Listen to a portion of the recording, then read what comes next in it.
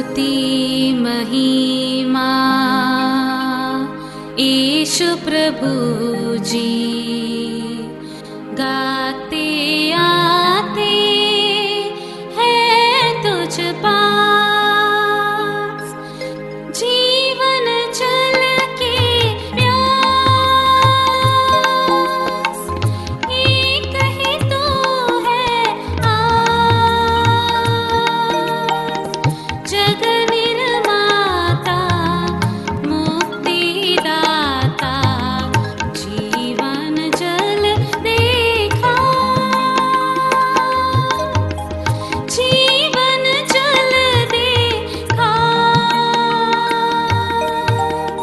जीवन जल देखा। जीवन जल कार्यक्रम देखने वाले सभी दर्शकों को प्रभु यीशु मसीह के मधुर नाम में नमस्कार। Living waters gospel broadcast Mumbai में एक रेडियो सेवा है।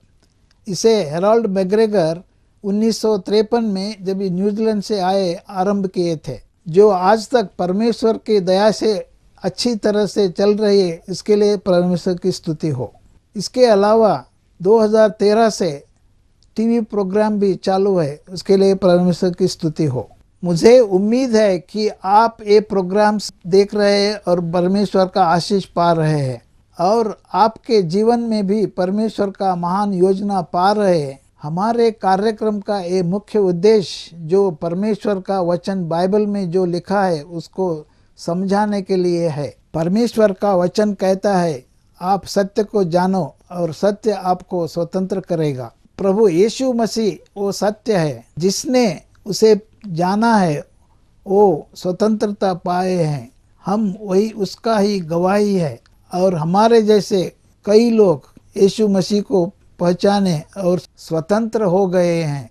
क्या आपने प्रभु यीशु मसीह को आपका उद्धारकर्ता जाना है? जो आप जीवन जल प्रोग्राम निरंतर देखते रहे और आशीष पाते रहे। परमेश्वर आपको आशीष दे। धन्यवाद। जीवन जल कार्यक्रम देखने वाले सभी दर्शकों को जगत के उद्धारकर्ता प्रभु यीशु मसीह के पवित्र नाम में नमस्कार। यूहन्ना अध्याय 7 और पद 37 में पवित्र शास्त्र वचन में ऐसा लिखा हुआ है, यीशु ने लोगों से पुकार कर कहा, यदि कोई प्यासा है तो मेरे पास आकर पिए। जो मुझ पर विश्वास करेगा उसके हृदय में से जीवन के जल की नदियाँ बह निकलेगी। क्या आप जीवन में प्यासे हैं या सच्चाई की तलाश में हैं? प्रभु यीशु मसीह आपके प्यास को बुझाना चाहते हैं, आपके सवालों का जवाब देना चाहते हैं। तो आइए आज का परमेश्वर का वचन सुनने से पहले अपने मनों को तैयार करें और इस मधुर संगीत का आनंद उठाइए।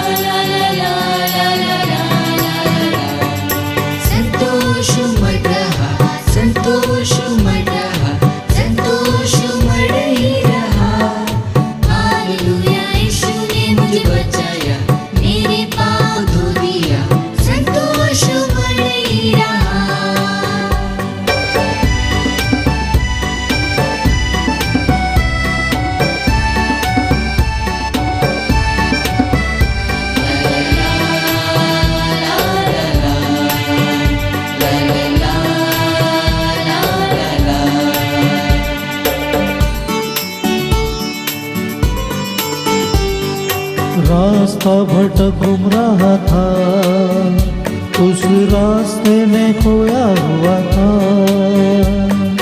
रास्ता भटक घूम रहा था, उस रास्ते में खोया हुआ था। फिर भी यीशु प्यार किया, उसने मुझ पर रहम किया। फिर भी यीशु प्यार किया, उसने मुझ पर रहम किया। कितना अच्छा यीशु मुझे अपना बनाया, कितना अच्छा यीशु मुझे अपना बनाया। संतोष उमड़ रहा, संतोष उमड़ रहा, संतोष उमड़ ही रहा। हालेलुया, यीशु ने मुझे बचाया, मेरे पाप धो दिया, संतोष उमड़ ही रहा।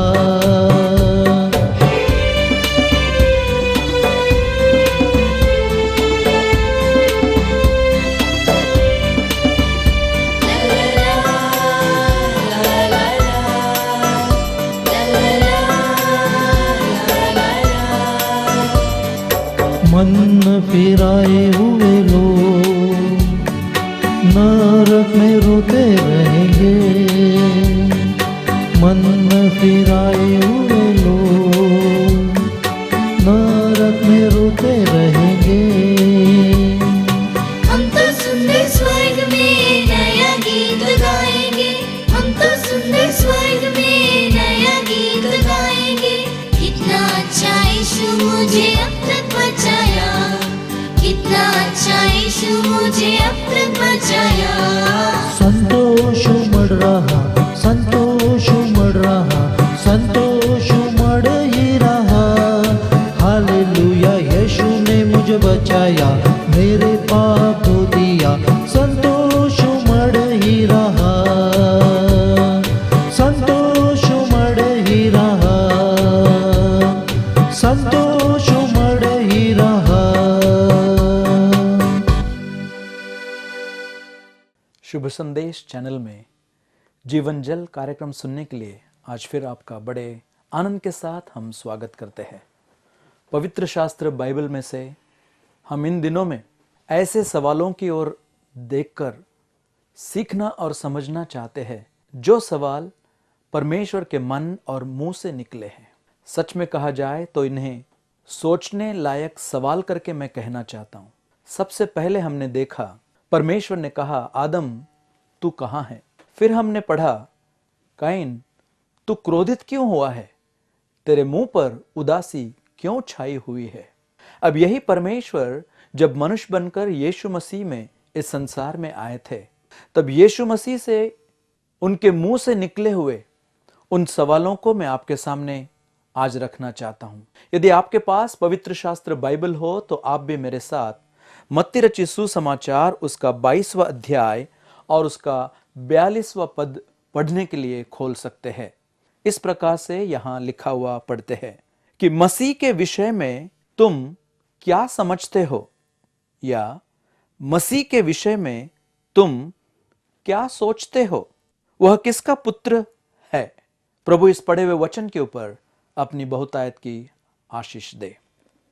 मेरे प्रियो, ये तो सवाल प्रभु यीशु मसीह के मुंह से कहा गया सवाल है, और सवाल यह है क्योंकि उसके संदर्भ में यदि हम देखें तो हमें पता चलता है कि यीशु मसीह के सेवकाई के प्रारंभ में ही बहुत सारे उनके अच्छे मित्र बने थे और बहुत सारे उनके शत्रु भी बने थे। अच्छे मित्र एक तरफ और बुरे शत्रु दूसरी तरफ। यह तो हर एक के साथ इस संसार में होता है। जो यीशु मसीह के साथ भी यहां पर हुआ हम पढ़ते हैं। लेकिन जब मैं आज आपका ध्यान इस सवाल की ओर लेना चाहता हूं, तो यदि आप ध्यान से इस भाग को देखेंगे तो हमें पता चलता है कि 4 प्रकार के लोग सुबह से लेकर यीशु मसीह के पीछे उनके शत्रु बनकर, विरोधी बनकर, उनको उनके शब्द में पकड़ने के लिए कोशिश कर रहे थे। यहां पर यदि पढ़े तो उसके 34वें पद में लिखा है, जब फरीसियों ने सुना। सबसे पहले फरीसियों का नाम लिखा है, वहीं पर उसने सदुकियों का मुंह बंद कर दिया।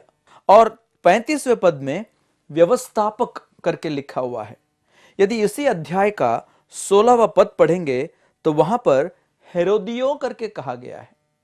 शायद ये नाम आपके लिए अपरिचित हो सकते हैं, लेकिन यीशु मसीह के जीवित काल में ये जो शत्रु बनकर उनके पीछे हो लिए थे, मेरे प्रियो, इनका समझना इसलिए जरूरी है क्योंकि फरीसियों जो थे, ये फरीसी इस प्रकार के लोग थे कि जो संसार के आम लोगों से अपने आप को अलग समझते थे, ऊंचे समझते थे। ऐसे लोग तो आज भी हम पाते हैं, फरीसियों के समान अलगावपन का जीवन बिताने वाले लोग, जब सदुकियों के बारे में आप पढ़ते हैं तो वे ऐसे लोग थे जो अपने आप को बड़े धर्मी समझते थे और धर्म की बातों को अपने जीवन से एक विचित्र तौर पर रखने की कोशिश करते थे। मेरे प्रियो, उन्होंने बहुत सारी परमेश्वर की व्यवस्था की बातों को इनकार करना शुरू कर दिया था। सदुकी कहते थे ना तो पुनरुत्थान है ना तो स्वर्गदूत है। लेकिन वहां हमने व्यवस्थापक के बारे में पढ़ा। ये तो ज्ञानी लोग थे, इनको लॉयर्स कहा गया है। ज्ञानी थे, पंडित थे, जानकारी रखने वाले लोग थे। लेकिन और एक चौथा बात मैंने पढ़ा जो हेरोदिया करके कहा गया है। ये कौन थे हेरोदियो? ये उन दिनों में राजनीति के तौर पर और धर्म के साथ राजनीति का काम कर कर इन सारी बातों में आगे बढ़ने वालों में से थे। फरीसियों थे, सदुकियों थे, व्यवस्थापक थे और वहां पर हेरोदियों भी थे। इस प्रकार के लोगों का नाम वहां पर क्यों न कहा गया हो, ऐसे ही लोग आज भी संसार में हमें दिखाई देते हैं। ऐसे लोग यीशु मसीह के विरोधी बनकर, शत्रु बनकर उनको उनके शब्द में पकड़ने के लिए आए थे। मेरे प्रियो, इनके जीवन का चाल चलन देखा था तो वो अलग था। इनके मन के विचार यदि देखा जाए तो वे अलग थे। क्योंकि वहां हेरोदियों के बारे में यदि मैं कहूं तो उसके 22वें अध्याय के 16 पद में ये भी जब आए थे, इन्होंने क्या कहा आप सुन सकते हैं। सो उन्होंने अपने चेलों को हेरोदियों के साथ उसके पास यह कहकर भेजा, क्या कि हे गुरु, हम जानते हैं कि तू सच्चा है और परमेश्वर का मार्ग सच्चाई से सिखाता है और किसी की परवाह नहीं करता, क्योंकि तू मनुष्य का मुंह देखकर बातें नहीं करता। अगर उनकी बातों को हम सुनेंगे तो बड़ा अच्छा लगता है। वे यीशु मसीह के जीवन के बारे में कहते हैं, तू सच्चा है, तेरा नाम सच्चा है, तेरा काम सच्चा है। वो उनके सीख के बारे में, शिक्षा के बारे में कहते हैं कि परमेश्वर का मार्ग तू सच्चाई से सिखाता है। और लिखा है कि उन्होंने ये भी कहा कि तू सच्चा है, सच्चाई से सिखाता है, और जब सच्चाई से सिखाता है तो किसी मनुष्य की परवाह भी नहीं करता है। इतना ही नहीं, बल्कि किसी का मुंह देखकर मनुष्य को खुश करने के लिए नहीं बोलता। अगर ये जो उन्होंने कहा ये इनके जीवन में सच होता तो कितना भला होता। मैं कहूं, लोग तो यीशु मसीह के बारे में ऐसा ही कहते हैं। मेरे प्रियो, यदि वे सच में यीशु मसीह के इन सच्चाई की बातों को जानकर यीशु मसीह के पास आते तो यीशु मसीह का एक पद उनके जीवन में काम कर जाता। क्योंकि यीशु मसीह ने कहा था, तुम सत्य को जानोगे और सत्य तुम्हें बंधन मुक्त कर देगा, स्वतंत्र कर देगा। सच की बातों को जाना था लेकिन सच की बातों को माना नहीं था। ऐसे विरोधी लोग यीशु मसीह को उनके शब्द में पकड़ने के लिए आए थे। मेरे प्रियो, आज इस विषय को लेकर इस संदर्भ को मैं आपके सामने रखना चाहता हूं, क्योंकि यहां पर जिस प्रकार से इन लोगों ने यीशु मसीह के विषय में अपने मन में एक रखा था, अपने मुंह में एक रखा था, अपने जीवन में एक रखा था, और लेकिन इन सारे विषयों के द्वारा उनके जीवन में कोई बदलावट नहीं आया था। ऐसे लोग यीशु मसीह को पकड़ने के लिए उस विचार को उनके सामने मान रखते हुए वहां पर आए हुए हम पाते हैं। लेकिन जब ऐसी बात वहां पर हुई, मुझे अचंभा किस बात से होता मालूम है? चाहे आप मित्र बनकर आए या शत्रु बनकर आए, यीशु मसीह सबके साथ एक समान पेश आते हैं। आज चाहे आप कोई भी क्यों न हो, मेरे प्रियो, मेरी प्रार्थना परमेश्वर से है कि जिस प्रकार से यीशु मसीह ने इनके साथ बर्ताव किया, वही प्रभु आज आपके साथ, मेरे साथ बर्ताव करके इनको चुनौती देकर, यीशु मसीह ने यह सवाल उनसे कहा था। कौन सी चुनौती दी थी? उस सवाल में हम पढ़ते हैं, मसीह के विषय में तुम क्या सोचते हो? What do you think about Christ the Messiah? मसीह के बारे में तुम क्या सोचते हो, क्या समझते हो? मैं सोच रहा हूं यह विषय इतना महत्व का है कि आज जब आप इस विषय को सुन रहे हैं तो मैं 3 बातों में, विशेष करके 3 बातों में इसका विश्लेषण करना चाहता हूं। सबसे पहली बात, जब यीशु मसीह ने इनको चुनौती देकर वो सवाल किया, वो इसलिए किया क्योंकि इनके मन के विचार यीशु मसीह के बारे में कुछ और थे और इनके मुंह के विचार, शब्द जो बोली वो यीशु मसीह के बारे में कुछ और थी, उसमें कोई मेल मिलाप ही नहीं था। इसलिए यीशु मसीह ने उनके चुनौती को लेकर वहां पर उनसे यह सवाल किया हुआ हम देखते हैं। मेरे प्रियो, इन्होंने तो यीशु मसीह को पकड़ने के लिए इन सारी बातों को किया होगा, लेकिन प्रभु यीशु मसीह ने बड़ी शांतता से उनके साथ एक सवाल करके उनको चुप किया हुआ, या उनके सवाल का जवाब उनको ही देकर उनको वहां से जाते हुए हम पाते हैं। यीशु मसीह के पीछे वे फिर इस प्रकार से कभी नहीं आए। मेरे प्रियो, यहां पर मैं एक बात को आपसे बात करना चाहता हूं, वो ये है, जो 3 बातें मैं आपके सामने रखना चाहता हूं, और वो ये है कि सबसे पहले और महत्व की बात तो यह है कि आप और मैं, हर एक मनुष्य यीशु मसीह के बारे में सोचे। What you think of Christ? I would like to say, think ye of Christ. सबसे पहले यीशु मसीह के बारे में सोचो। दूसरी बात मैं कहना चाहता हूं, whatever you think about Christ, think right. यीशु मसीह के बारे में सोचो, लेकिन दूसरी बात, जो कुछ आप यीशु मसीह के बारे में सोचेंगे, मेरी प्रार्थना है परमेश्वर से कि आप वो बात सही ढंग से सोचे, सही तरीके से सोचे, सही मायने और उद्देश्य से सोचे। 1, यीशु मसीह के बारे में सोचे। 2, जो कुछ यीशु मसीह के बारे में आप सोचेंगे वो सही तरीके से या सही ढंग से सोचे। और तीसरी बात, यीशु मसीह के बारे में सोचे, सही सोचे, लेकिन जो कुछ आप सोचेंगे उससे आपका उद्धार हो सके, आपकी मुक्ति हो सके, पाप क्षमा का अनुभव आपको मिल सके, ऐसा आप सोचे। यीशु मसीह ने इन लोगों से जब सवाल किया, यीशु मसीह के बारे में आप क्या सोचते हैं? मेरे प्रियो, उनके सारे मन के विचार यीशु मसीह ने मानो एक शब्द में वहां पर खुलकर रख दिया। वैसे ही आज मैं प्रार्थना करता हूं, सबसे पहली बात की ओर आपका ध्यान लेकर, थिंक ऑफ क्राइस्ट, थिंक ई ऑफ क्राइस्ट। यीशु मसीह के बारे में आप सोचे, गौर करें, विचार करें, मनन करें, ध्यान करें, लक्ष्य दें। ये क्यों इतना महत्व का विषय है? क्योंकि जब मैं पवित्र शास्त्र बाइबल में से ढूंढ कर पाता हूं तो इतने सारे लोग यीशु मसीह के संपर्क में आए मेरे प्रियो, लेकिन वे यीशु मसीह के बारे में गौर से, विचार से सोचने वालों में से नहीं थे। देखिए ना, वो तो धनवान व्यक्ति था, उसके खेत में और अधिक अनाज वहां पर प्राप्त हुआ, और उसने कहा, इतना अनाज अब मैं पुराने गुदामों को मैं तोड़ डालूंगा, बड़े गुदामों को वहां पर बनाऊंगा और सारे अनाज को वहां पर इकट्ठा करके रख दूंगा और अपने प्राण से कहूंगा, हे प्राण, खा पी और अपनी भाषा में ऐश कर, अब तेरे लिए बहुत कुछ रख चुका है। जानते हैं, उसने परमेश्वर को छोड़कर अपने जीवन में सब कुछ सोचा था। परमेश्वर की वाणी उससे क्या कही थी मालूम है? हे मूर्ख! क्यों? क्योंकि यदि आज तेरा प्राण तुझसे लेकर निकल जाए, लिया जाए, तो जो कुछ तूने अपने प्राण के लिए रख छोड़ा है, ये किस लिए, ये किसके काम का होगा?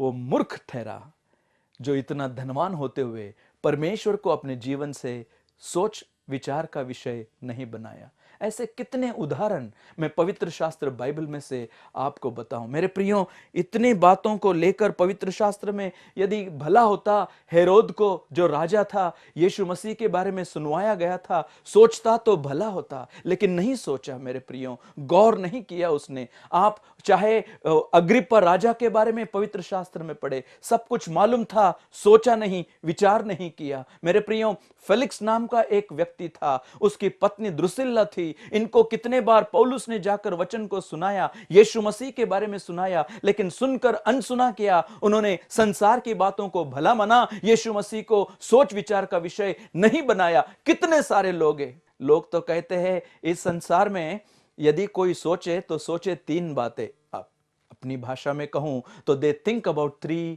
B's. What are those 3 B's? They think about first B, buildings, second B, bellies, and third B, their back.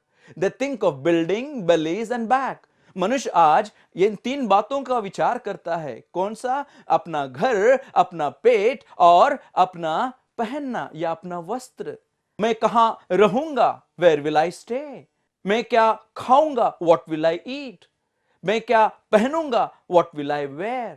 मनुष्य केवल इन 3 बातों की चिंता में लगा हुआ हम देखते हैं। संसार में कितने लोगों से हम मिलते हैं। कुछ लोगों ने तो म्यूजिक अपने जीवन का विषय बनाकर रखा है। कुछ लोग अपना जीवन सौंप दिए हुए देखते हैं। कुछ लोग इंटरनेट के एडिक्ट हो चुके हैं, उसमें बंधे हुए हम देखते हैं।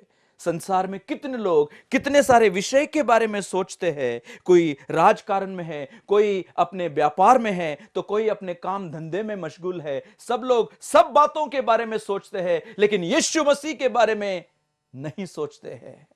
मेरे प्रियो, यह तो सबसे मायने की बात है जब प्रभु यीशु मसीह ने उनसे सवाल करते हुए कहा, मसीह के विषय में तुम क्या सोचते हो? मसीह के विषय में तुम क्या समझते हो? मैंने पहली बात कही, यहां पर मसीह के बारे में सोचो, मसीह के बारे में गौर करो, समझो। बाकी सारे विषय जिसके बारे में हम सोचते हैं, मेरे प्रियो, वो मायना नहीं रखते हैं जो मसीह के बारे में सोच विचार करने का हमारे जीवन में बहुत बड़ा मायना रखने वाला विषय है। क्या वो आज आपके लिए केवल रहना, खाना, पीना, सोना, इससे अधिक यीशु मसीह के बारे में सोचने के लिए आप विचार करेंगे? अपने जीवन में इस विषय की ओर कृपया गौर करें। थिंक ई ऑफ क्राइस्ट, मसीह के बारे में सोचे। लेकिन दूसरी बात कहना चाहता हूं, not only you think about Christ, but what you think about Christ, think right. जो कुछ आप यीशु मसीह के बारे में सोचेंगे, मैं कहना चाहता हूं, सोचो, गौर करो, विचार करो, लेकिन जो करोगे वो सही करो, सही ढंग से करो, सही मायने और उद्देश्य से करो। इसका कहने का जरूरत क्या था मालूम है? क्योंकि पवित्र शास्त्र बाइबल में मैं पढ़ता हूं तो पता चलता है बहुत लोगों ने यीशु मसीह के बारे में सोचा तो जरूर, लेकिन सोचा तो क्या, गलत सोचा। बहुत गलत तरीके से सोचा, गलत ढंग से, गलत मतलब से, गलत विचार से आज भी लोग यीशु मसीह के बारे में सोचते हैं। मैं उनका ध्यान यदि यूहन्ना रचित सुसमाचार उसका 7वां अध्याय उसके 12 पद को पढ़ूं तो वहां 2 प्रकार के लोग वहां पर लिखा हुआ है। कुछ लोग यीशु मसीह को भला मनुष्य कहते थे, तो कुछ लोग यीशु मसीह को भरमाने वाला मनुष्य कहते थे। कुछ लोगों ने उसको भला करके समझा, कुछ लोगों ने उसको भरमाना वाला समझा।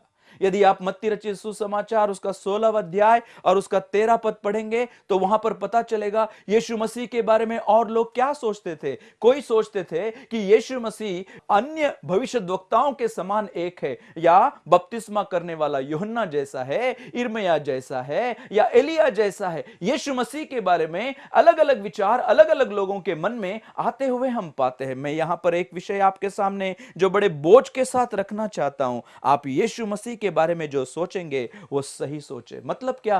3 बातें मैं आपको बताना चाहता हूं। क्या वो असत्य है, क्या वो आम है, या वो अद्भुत है? आप सुन रहे?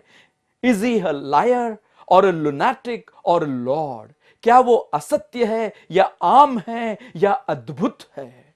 यदि वो असत्य है तो मैं कहूंगा उसने अपने असत्यता में बड़ा काम कर दिया, क्योंकि यीशु मसीह का नाम सारे संसार में फैला हुआ है, यीशु मसीह का काम सारे संसार में हो रहा है। यदि वो असत्य था, झूठ था, तो इतना झूठ सारे संसार में फैला है, उसमें वो कामयाब ठहरा है। लेकिन नहीं, फिर क्या यीशु मसीह आम था, आम लोगों के जैसा? नहीं मेरे प्रियो, यीशु मसीह अद्भुत है। वो ना तो इस प्रकार से असत्य या झूठ है, ना तो वो आम या इन संसार के लोगों के जैसा है या अन्य सारे गुरुओं के जैसा है। वो अलग है मेरे प्रियो, वो प्रभु है, वो अद्भुत है, क्योंकि उसने जो काम किया, उसने जो वर्णन किया, उसने जो अपना जीवन के द्वारा जो दिखाया वो अद्भुत है, विशेष है। क्योंकि पवित्र शास्त्र बाइबल में मैं पढ़ता हूं तो पता चलता है यीशु मसीह ने कहा, अब्राहम से पूर्व मैं हूं, मार्ग, सत्य और जीवन मैं हूं, एक अच्छा चरवाहा मैं हूं, परमेश्वर की ओर से आया हुआ जीवन की रोटी मैं हूं, मैं द्वार हूं, मेरे द्वारा आए बिना कोई परमेश्वर के पास नहीं पहुंच सकता। मैं अल्फा और ओमेगा हूं, मैं मरा हुआ था, देखो मैं जिलाया गया हूं। यीशु मसीह के बारे में सही सोचने के लिए इसलिए हमें मजबूर किया जाता है मेरे प्रियो, क्योंकि वो आम लोगों के जैसा आम गुरु, आम पाठ या शिक्षा देने वालों में से नहीं था। He was not just a moral teacher, he is the Lord. वो प्रभु है, वो सच्चा है, वो अद्भुत है। वो प्रभु को इस प्रकार से सोचना समझना कितना जरूरी है, क्योंकि उसमें कोई दोष नहीं है, उसने कोई गलत नहीं किया और उसने सारे नियम शास्त्र को पूरा किया। यीशु मसीह एक सही भविष्यद्वक्ता, एक सही याजक, एक सही राजा करके है। आप अपना पूरा जीवन इसके लिए क्यों ना बिता दे मेरे प्रियो, मैं कहना चाहूंगा जितना भी आप यीशु मसीह के बारे में जानना चाहेंगे उतना कम होगा। क्यों? क्योंकि यीशु मसीह सच्चा है, वो सही है, वो प्रभु है। क्यों? ऐसे एक व्यक्ति जो यीशु मसीह के साथ संपर्क में आया था, जिसका नाम पिलातुस है, इस पिलातुस के बारे में एक वचन मेरे पढ़ने में आया, मत्ती रचित सुसमाचार उसका 27वां अध्याय और उसका 22वां पद। देखा जाए तो ये फरीसी, ये सदूकी और ये जो हेरोदिया या जो व्यवस्थापक, ये जो गुनहगार थे, शत्रु थे, यीशु मसीह को पकड़वाना चाहते थे और सूली पर लटकाना चाहते थे। लेकिन पिलातुस रोमी सरकार का प्रतिनिधि होने के कारण यह काम उसको करना पड़ा। जब यह काम वो करना मजबूर हो रहा था, तब उसने कितने बार हाथ धोने की, छोड़ने की, इस बात से दूर होने की चेष्टा की, कोशिश की। इसलिए मत्ती रचित सुसमाचार 27 के 22 में लिखा हुआ है, पिलातुस ने उनसे सवाल किया था, फिर यीशु को जो मसीह कहलाता है क्या करूं? यीशु को जो मसीह कहलाता है क्या करूं? उसके पहले उसने कहा था, तुम्हारे लिए किसको छोड़ूं? इस यीशु के बारे में जो मसीह कहलाता है मैं क्या करूं? मैं समझता हूं यीशु मसीह के बारे में यदि कुछ सही सोचना है मेरे प्रियो, तो उसके विषय में आप शायद आज पिलातुस के नहीं कह सकते हैं, यीशु जो मसीह कहलाता है मैं क्या करूं? मेरे प्रियो, उन लोगों ने तो चिल्लाया और कहा, सारे लोगों ने चिल्लाया और कहा, उसे सूली पर चढ़ाओ, उसको हमसे दूर करो, वो हमारा राजा नहीं है, वो हमारे लिए नहीं है। मेरे प्रियो, उन्होंने इनकार किया, सच्चाई से दूर वे हो गए। लेकिन आज यीशु मसीह के बारे में सोचो और वो सही सोचो, लेकिन आपका उद्धार हो सके ऐसा सोचो। मैं इसलिए कहता हूं क्योंकि यीशु मसीह आपके और मेरे पापों को अपने ऊपर लेकर कालवरी के सलीब पर मारे गए, गाड़े गए और जी उठे। मेरे प्रियो, यीशु मसीह आपके मेरे पाप को छुड़ाने के लिए, मुक्ति का काम करने के लिए इस संसार में आए थे। यीशु मसीह के बारे में सोचकर उनको अपना जीवन में प्रभु और मुक्तिदाता करके अंगीकार करेंगे, अपना प्रभु बना लेंगे, तो आज मुक्ति आपकी है, उद्धार आपका है। मसीह के विषय में तुम क्या समझते हो? मैं चाहता हूं कि आप समझे कि वो आपका प्रभु है, आपका मुक्तिदाता है, आपके लिए प्राण दिया है। एक वचन पढ़कर मैं बंद करूंगा। लिखा हुआ है 1 यूहन्ना 5वां अध्याय और उसका 11 पद, और वह यह गवाही यह है कि परमेश्वर ने हमें अनंत जीवन दिया है और यह जीवन उसके पुत्र में है, मतलब प्रभु यीशु में। जिसके पास पुत्र है उसके पास जीवन है, और जिसके पास परमेश्वर का पुत्र नहीं उसके पास जीवन भी नहीं। मसीह के विषय में तुम क्या सोचते हो? आपके सोच के अनुसार आपकी आशीष है, क्योंकि उनको स्वीकार ना करना मतलब उनको इनकार करना। प्रभु ने कहा, जो मेरे साथ नहीं वो मुझ पर विश्वास नहीं करता है। मेरे प्रियो, हर एक को चुनना होगा। किसी ने कहा, चुनना होगा आज हमको चौड़े या सकरे मार्ग को, यीशु कहता आज हमसे चुनना तू सकरे मार्ग को चुनना होगा। प्रभु आपको सही चुनने के लिए सहायता करे। आमीन। क्या परमेश्वर ने इन वचनों के द्वारा आपसे बातें किया है? क्या आप इसी विषय पर अधिक जानकारी प्राप्त करना चाहते हैं या किसी प्रार्थना के विषय को बांटना चाहते हैं? तो निसंदेह हमसे संपर्क करें। हमारा पता living waters gospel broadcast, Nav Bhavana 422 SVS road, post box number 19161, Prabha Devi, Mumbai 400025। प्रार्थना एवं मुफ्त बाइबल कॉरेस्पॉन्डेंस कोर्स के लिए हमें संपर्क करें या अपना नाम और पता SMS कर सकते हैं। हमारा mobile number 0989258074। Email ID gospelbroadcast@yahoo.com, web address www.lwgb.org। जीवन जल कार्यक्रम को हर सोमवार संध्या 6 बजे और हर बुधवार संध्या 6:30 बजे और हर शनिवार सुबह 8 बजे इसी चैनल पर देख सकते हैं। नमस्कार।